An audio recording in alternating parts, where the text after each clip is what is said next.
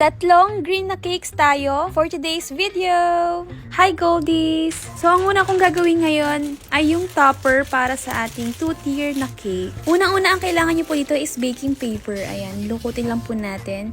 Next, yung ating rice wrapper. Ilubog lang po natin sa tubig para lumambot siya. Tapos after nyan, tsaka natin ilapag doon sa nilukot natin. Para kapag tumigas siya, ganyan yung magiging itsura ng pagkakalukot niya. Tapos patuyuin lang natin yung rice wrapper overnight. Simulan na natin yung paggawa ng ating cake. Yung size ng bottom tier is 8 by 6 inches. Moist chocolate cake. Then yung ating top tier is 6 by 6 inches. Strawberry chiffon cake. Mas tumaas pa nga yung height nito, guys. Para sa kulay ng frosting ng ating cake, gumamit lang ako ng forest green plus nagdagdag ako ng color black ni Chef Master. Pero bago natin ilagay yung dark green frosting, ayan, mag-frosting muna tayo ng color white para hindi maraming food color yung magamit natin. Dito naman, kahit hindi super kinis ng pag-scrape natin sa icing. Dahil papatungan pa nga po natin ng green frosting.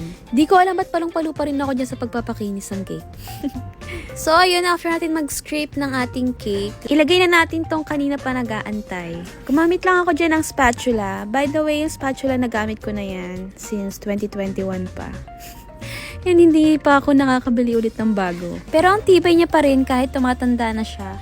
Magti 3 years old na nga po pala yan, guys. Ibig sabihin, magti 3 years old na rin po si Goldie Bakes. Ano gusto nyo ipapromo ko? I-comment nyo lang, tapos pipili ako sa comment section ng magandang ipapromo. Huwag naman yung OA, guys, na tipong wala na akong kikitain, ha. So, yan, balik tayo sa cake. Ay, nagpapakinis na tayo ngayon. Ang gamit ko pong frosting dyan is ACC.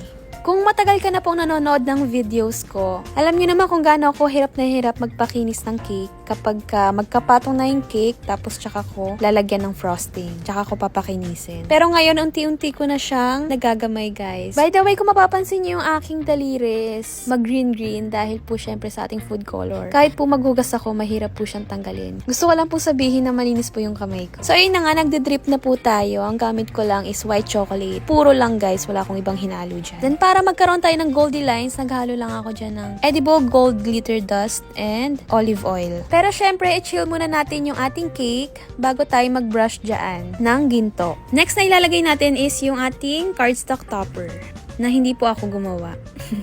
Tapos para sa ating macarons kineme, gumamit lang ako dyan ng white chocolate, tapos kinulayan ko lang ng color green. Hindi ko alam ba't di ko na lang siya finondant. Tapos ayun na po yung ating rice wrapper, tinanggalan natin sa paper. And yung ating dragon balls. Ito nga po pala yung inspo na sinend ni client. Ang ganda ng pagka-blue. Kaso ang theme ng birthday is color green. Para siyang album ni Jungkook na golden. Pwede ko nagawa ng cake si Jungkook pagbalik niya. Tapos yan, may order din si ma'am na 50 pieces na cupcakes. Syempre, dapat tugma yung kulay sa ating cake. Gabi ko nga pala ginawa to, guys. Tapos kinabukasan yung pick up. Nagpasobra nga pala ako dyan ng 2 cupcakes.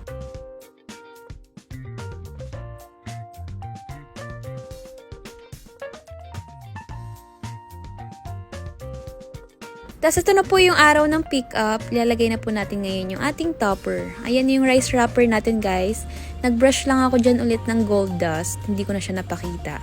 Then yung ating happy birthday topper.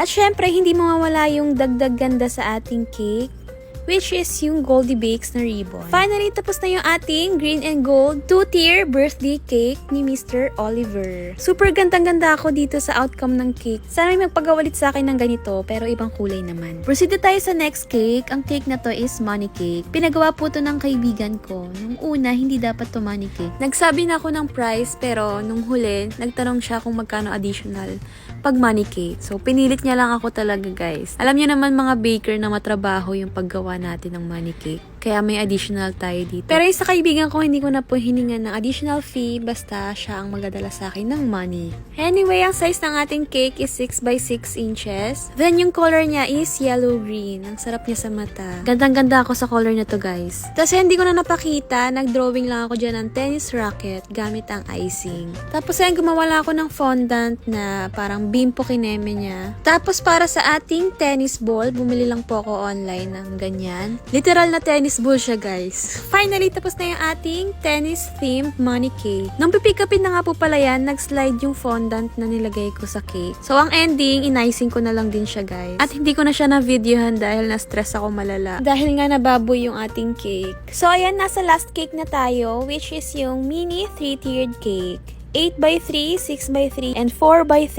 inches yung size niya. So, ang gusto ni ma'am is simple lang yung design ng safari. And ayang printed topper na nakikita nyo is si client po ang nag-request niyan. Bali, galing po yung picture na yan sa birthday invitation ng baby niya. Tapos yung leaves is nagprint lang din ako sa photo paper. Tapos ayan, nagpipe lang ako dyan ng parang kahoy. Then, isulatan natin yung name ni celebrant. Tapos parang nakukulangan pa ako sa leaves kaya nagdagdag pa ako dyan sa ibabaw. O, di ba pinaghalo ko lang yung unang color ng cake na ginawa ko kanina. Tsaka yung pangalawang cake. Buti na lang talaga walang specific na kulay yung gusto ni client. Basta ang sabi niya lang sa akin is color green na may mga leaves. Thank you so much po for trusting Goldie Bakes!